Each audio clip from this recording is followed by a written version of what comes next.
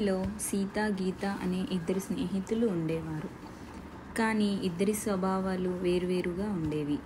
సీత ఏదో ఒకటి సాధించాలి, గొప్ప పేరు ప్రతిష్ట తెచ్చుకోవాలి అనుకునేది. గీత మాత్రం ఎలాగైనా లైఫ్ గడిపేస్తే చాలు, డబ్బు ఉంటే సరిపోతుందని అనుకునేది. ఒకే ఊరు కావడంతో ఇద్దరూ కలిసి పెరిగారు. కానీ వారి ఆలోచన విధానాలు భిన్నంగా ఉండేవి. ఇద్దరూ కలిసి స్కూల్కి వెళ్ళడం, స్నేహంగా ఉండడం జరిగేవి. కాలేజీకి చేరిన తర్వాత స్నేహం కొనసాగింది.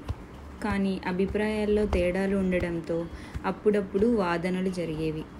ఒకరోజు క్లాస్లో టీచర్ పాఠం చెబుతుండగా ఎవరో ఏదో అనుకుంటారు అని పట్టించుకోవాల్సిన అవసరం లేదు, మన జీవితం మన ఇష్టం అని చెప్పింది.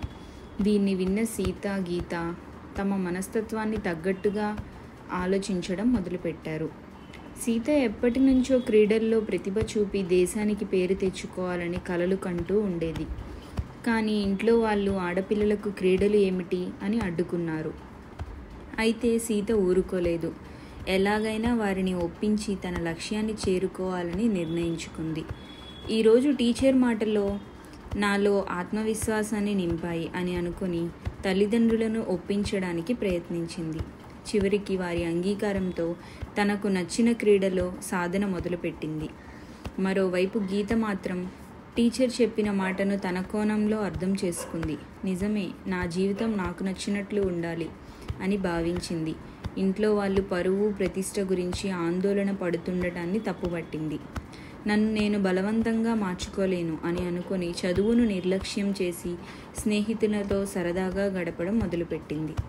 నెమ్మదిగా తప్పుడు మార్గాల్లోకి వెళ్ళి ఇంట్లో తెలియకుండా స్నేహితులతో తిరగడం మొదలుపెట్టింది. చివరకు ప్రేమ పేరుతో ఇంట్లో చెప్పకుండా పెళ్లి చేసుకుని పారిపోయింది.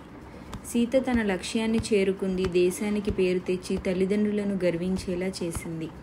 గీత మాత్రం కొన్ని సంవత్సరాల తర్వాత తనను ప్రేమించిన వాడు మోసం చేసిన విషయం తెలుసుకొని దిక్కుతోచని స్థితిలో తన ఊరికి తిరిగి వచ్చింది. తల్లిదండ్రుల దగ్గరకు వచ్చి, మీరు చెప్పింది వినకుండా మంచి బాటలో నడవలేదు, నాకు తగిన శిక్ష జరిగింది, నన్ను క్షమించండి అంటూ బాధపడింది. ఆ సమయంలో సీత గీతను చూసి, ఎవరు ఏమనుకున్నా పట్టించుకోవద్దనే మాటను నేను మంచి మార్గంలో ఉపయోగించుకున్నాను, కానీ నువ్వు చెడు మార్గంలో వాడుకున్నావు.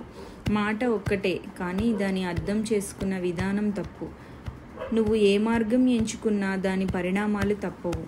నువ్వు చెడు మార్గాన్ని ఎంచుకొని ఎవరు ఏమనుకున్నా పట్టించుకోకపోయినా దాని ఫలితాలు నిన్ను ఇలా నష్టపరిచాయి అని చెప్పింది. తద్వారా గీత తన తప్పును గ్రహించి ఇకపై మంచి మార్గంలో నడుస్తానని తల్లిదండ్రులకు, స్నేహితురాలైన సీతకు వాగ్దానం చేస్తుంది. నీతి: చెడు మార్గంలో వెళ్తూ ఎవరు ఏమనుకున్నా పట్టించుకోకపోయినా దాని ఫలితాలు తప్పకుండా ఎదురవుతాయి. స్వతంత్రంగా ఆలోచించడం మంచిది, కానీ తప్పు మార్గాన్ని ఎంచుకుంటే దాని పరిణామాలు తీవ్రంగా ఉంటాయి. మంచి మార్గాన్ని ఎంచుకొని కష్టపడితే విజయాన్ని సాధించవచ్చు.